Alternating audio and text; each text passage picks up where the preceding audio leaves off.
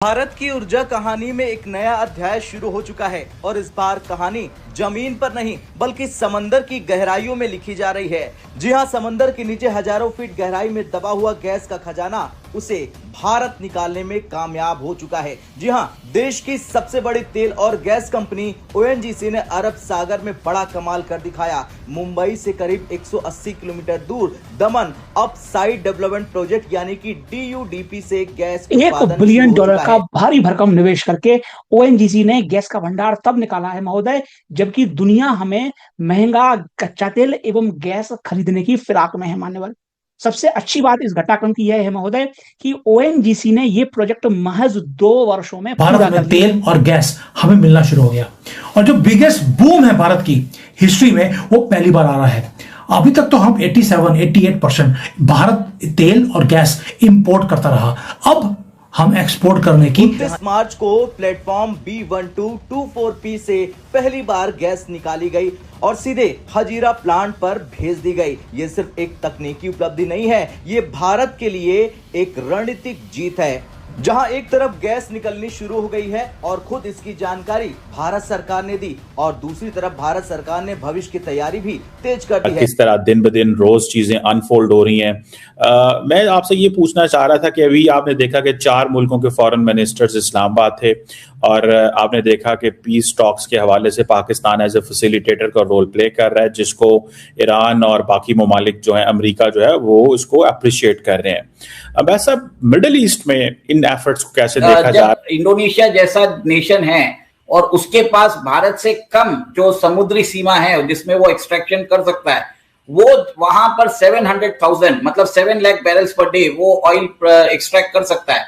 तो भारत भी, मेरा अनुमान है कि उसी के ऊपर है, तो भारत भी चाहे तो अराउंड 20 लाख मतलब 3 गुना ज्यादा इंडोनेशिया से वो बैरल्स वो एक्सट्रैक्ट कर सके। खुद पेट्रोलियम मंत्री हरदीप सिंह पुरी ने ऐलान किया कि ओएलपी राउंड 11 के तहत देश के 80,228 वर्ग किलोमीटर क्षेत्र को तेल और गैस खोज के लिए खोल दिया गया है। इसमें शामिल हैं 12 onland block, 4 shallow water, 1 deep water और 4 अल्ट्रा डीप वाटर।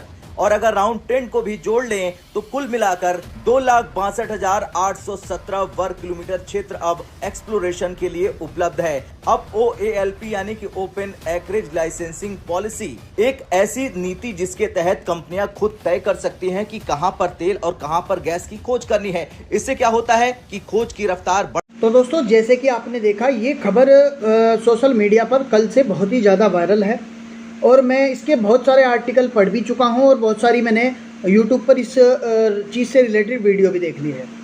मुंबई से 180 किलोमीटर दूर बताया जा रहा है दमन ऑक्साइड प्रोजेक्ट चला हुआ था, जो कि ओएनजीसी की तरफ से, जो कि भारत की सबसे बड़ी सरकारी कंपनी है, ओएनजीसी की तरफ से ये जो प्रोजेक्ट है, इस प्रोजेक्ट पर $1 लाख का खर्चा करते हुए ये कंपनी यहाँ पर पश्चिमी समुद्र में गैस खोजने का काम कर रही थी। गैस और मतलब पेट्रोलियम जो पदार्थ हैं वो खोजने का काम कर रही थी और उसके लिए बहुत सारी रणनीति होती है, बहुत सारी टेक्नोलॉजी लगानी पड़ती है।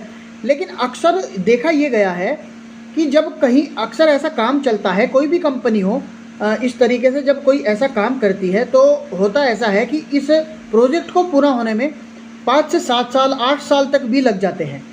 लेकिन जो ओएनजीसी कंपनी है, भारत की जो सबसे बड़ी सरकारी कंपनी है ओएनजीसी, इसका काम पेट्रोलियम और गैस से रिलेटेड ही है।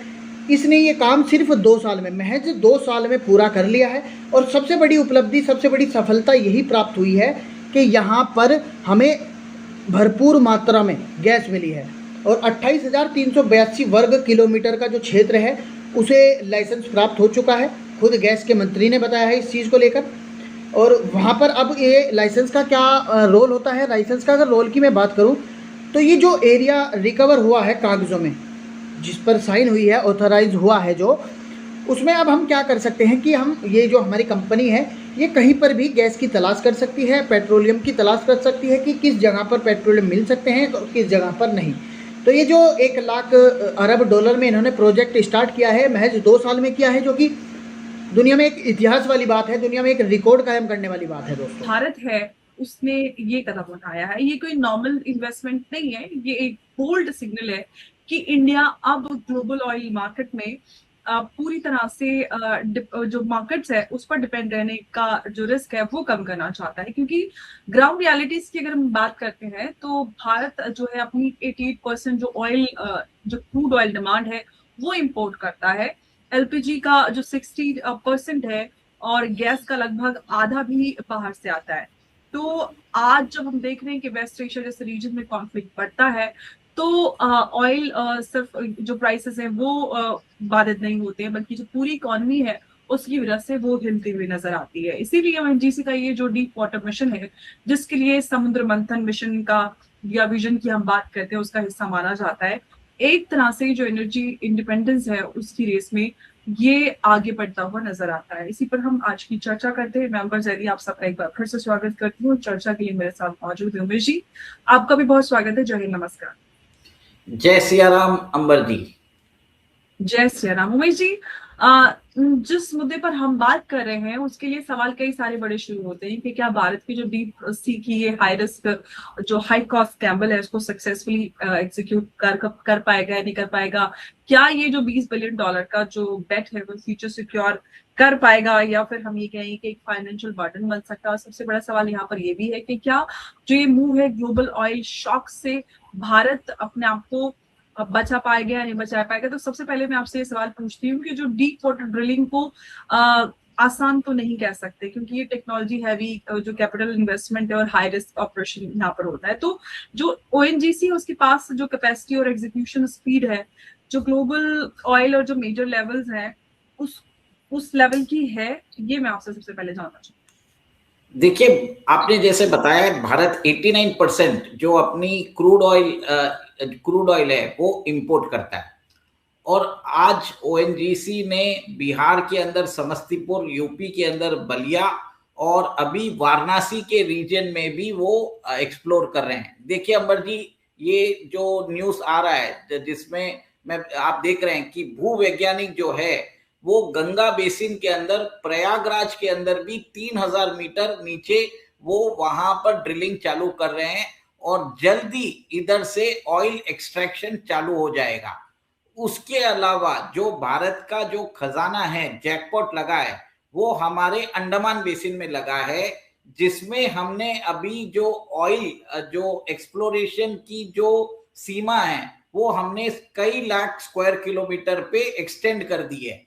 और भूवैज्ञानिकों ने अभी तक बताया कि जितने रिजर्व्स मिडिल ईस्ट में हैं उतने ही कंपेरेबल रिजर्व्स है हमारे पास, और अगले 70 साल तक हमें अगर हम वो चीज टैप कर सकते हैं, वो हाइड्रोकार्बन्स जिसमें क्रूड ऑयल और गैस दोनों हैं, तो हमें इंपोर्ट करने की जरूरत ही नहीं पड़ेगी। और ओएनजीसी ने